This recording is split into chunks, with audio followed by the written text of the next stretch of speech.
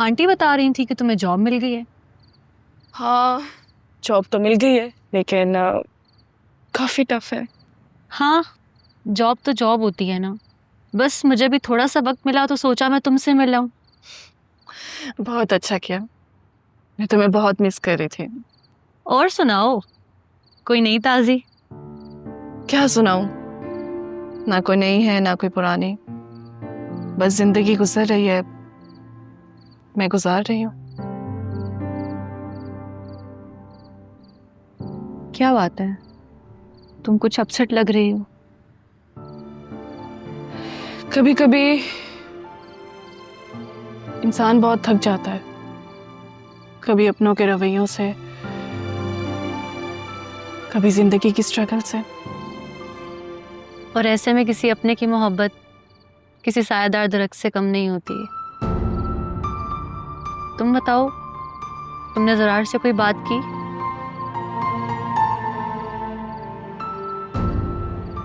नहीं। यार, क्या फायदा ऐसी एक तरफा मोहब्बत का।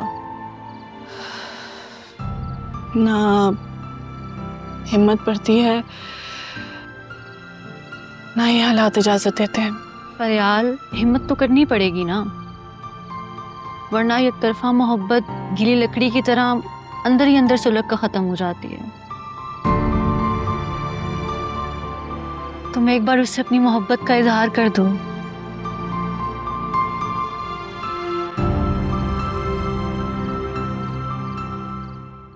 फरियाल ज़रार को चाहती है, मुझे अंदाज़ा था, मगर अब तो सारी बात क्लियर हो गई है।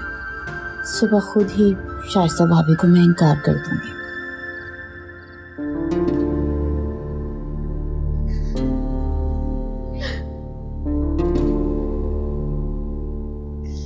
मेरे बच्चे, मैं सदके मेरी जान।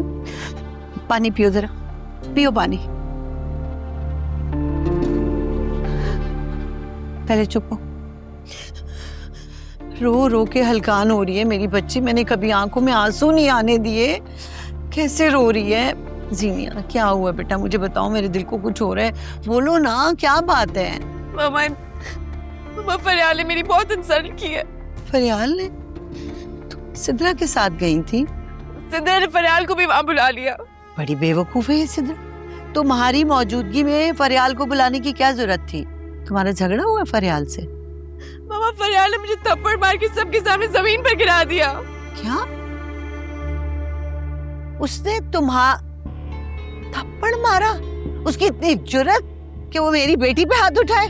देखो सही, मैं उन माँ बेटियों के साथ करती क्या हूँ।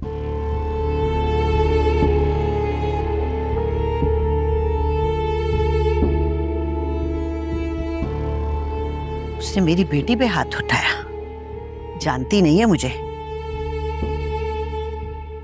अजहर, तुम और साइमा फौरन यहाँ मेरे घर चले आओ। खैरियत ही तो नहीं है, बस फौरन चले आओ, मुझे तुमसे बहुत जरूरी काम है। क्या उसने घर पे कुछ भी नहीं बताया जो अजहर इस तरह पूछ रहा था जैसे उसे कुछ पता ही ना हो? ये सिद्रा उस फरियाल की चमची है, दोनों मिली हुई है। देखो मैं लोगों के साथ क्या करती हूँ, मेरी बेटी पे हाथ उठाया है। आने दो जरा। रिहान, मैंने तुम्हें ये बताने के लिए फोन किया कि शानज़ी की तबीयत बहुत खराब है, वो हॉस्पिटल में है, उसका मिसकैरेज हुआ है। अच्छा ड्रामा कर लेते हैं आप। 5 साल से वो मां नहीं बन सकी और आज वो प्रेग्नेंट भी होगी और उसका मिसकैरेज भी हो गया। किस दुनिया में रहते हैं आप लोग? बेटा, मैं झूठ क्यों बोलूंगा? तुम हॉस्पिटल आओ, आके रिपोर्ट्स देख लो, शानज़ी को देख लो खुद। अब मेरा उससे कोई ताल्लुक नहीं रहा। बहुत जल्द उसे डिवोर्स पेपर्स भी मिल जाएंगे। रिहान बेटा, क्या हो गया है? डिवोर्स का लफ्ज क्यों इस्तेमाल कर रहे हो? मुझे दे फोन। हेलो रिहान, खुदा के लिए मेरी शानज़ी को पहले इतना बड़ा दुख देने के बाद एक और सदमा मत दो।